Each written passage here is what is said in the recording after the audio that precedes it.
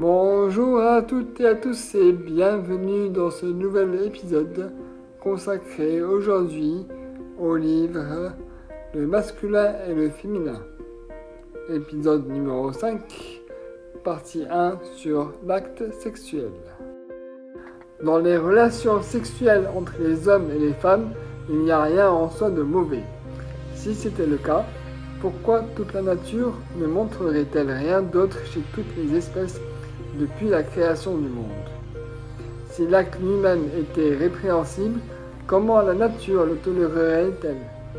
Comment le ciel n'aurait-il pas déjà exterminé tous ceux et celles qui le pratiquent? L'acte en soi n'est ni mauvais ni bon. Seule l'intention qu'on y met le rend criminel ou saint. Pour prendre une comparaison, qu'est-ce qui est le plus important? Le robinet ou l'eau qui coule à travers lui?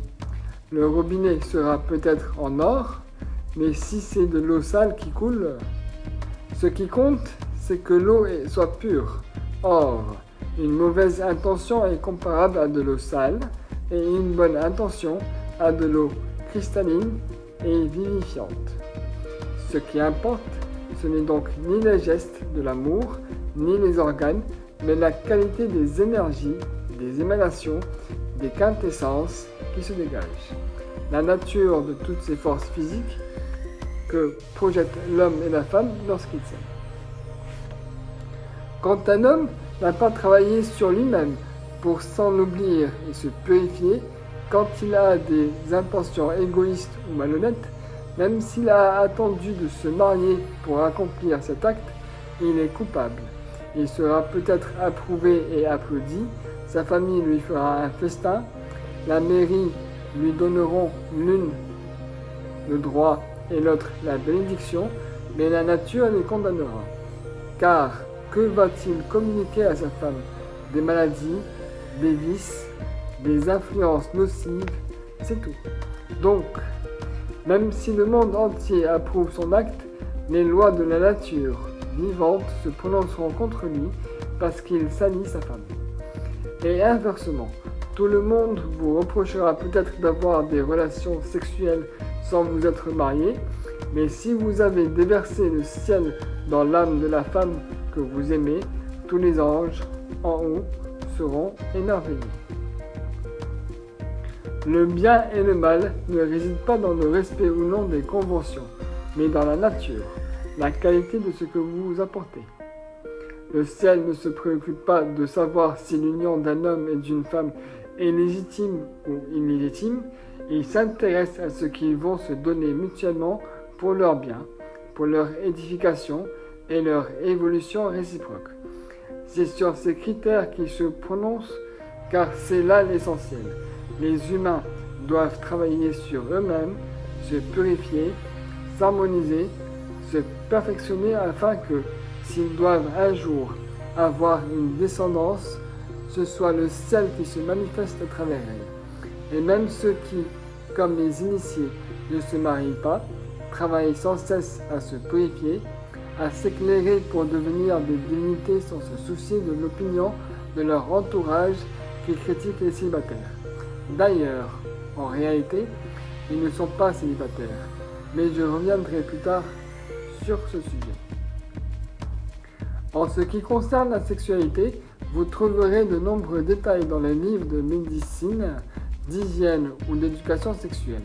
Il existe toute une littérature que je n'ai jamais parcourue, d'abord parce que je n'ai pas le temps, mais surtout parce que cela ne m'intéresse pas d'entendre parler de l'acte sexuel exclusivement du point de vue anatomique, physiologique ou technique, si vous voulez. On trouve tout dans ces livres-là, sauf ce que je vous révèle, c'est-à-dire le côté spirituel de cet acte. Car l'amour n'est pas un amusement, c'est un travail gigantesque, splendide, de reconstruction, de réédification, de résurrection, de divination. Les organes sexuels sont les racines de l'être, et si on en use n'importe comment, on peut abîmer l'être entier, car les racines, c'est très important. Tout dépend d'elle, tout vient d'elle. Ce sont ces racines-là qui colorent l'ensemble de la personnalité, qui donnent toutes les nuances d'un tempérament, d'un caractère. Regardez seulement les différences qui existent entre l'homme et la femme. Beaucoup de manifestations de leur vie physique, affective, morale, intellectuelle ou leur origine, leurs racines dans ce qu'on appelle les parties intimes. Ces organes représentent un résumé de l'homme et de la femme. Il est par exemple dans la nature de la femme d'amasser, de retenir, alors que l'homme, lui, est gaspilleur par nature. Tout le monde l'a remarqué, mais on ne sait pas quelle en est l'origine. En réalité, c'est clair, mais les gens ne savent pas faire d'analogie.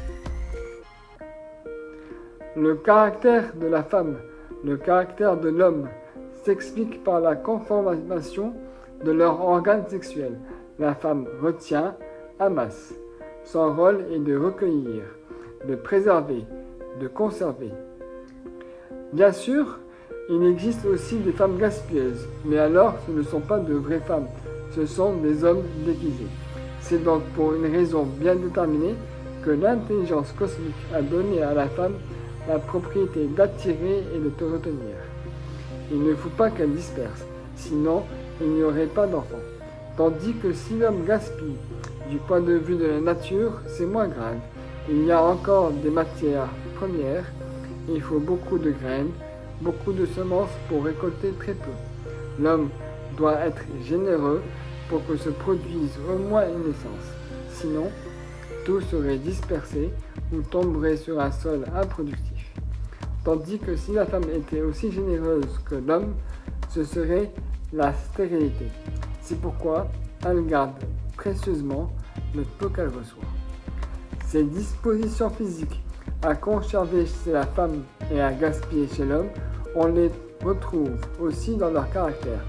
La femme a besoin de tenir quelque chose dans les mains, un mari et ensuite des enfants.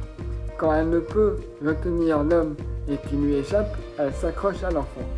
Comme il est tout petit et qu'il demande sa protection, elle est heureuse parce qu'elle peut le garder. Mais dès qu'il grandit, lui aussi lui échappe. Et elle est de nouveau malheureuse, parce que finalement, elle ne possède rien. Ce besoin de possession chez la femme complique tout. Vous direz, et l'homme, il ne veut pas posséder? Non, il veut jouir, grossièrement dit, dans le plan physique. Pour lui, la possession, c'est de profiter puis de s'enfuir. Tandis que la femme pense tout d'abord à enchaîner l'homme, et ensuite elle veut bien lui donner tout le reste. L'homme dit, ne t'inquiète pas, après on arrangera tout ça. D'abord, goûtons cela. Mais la femme n'est pas bête. Elle sait qu'une fois qu'il a goûté, il s'en va. C'est pourquoi elle dit, non, tout d'abord, laisse une signature ici. Et elle l'oblige à faire un contrat, à prendre un engagement.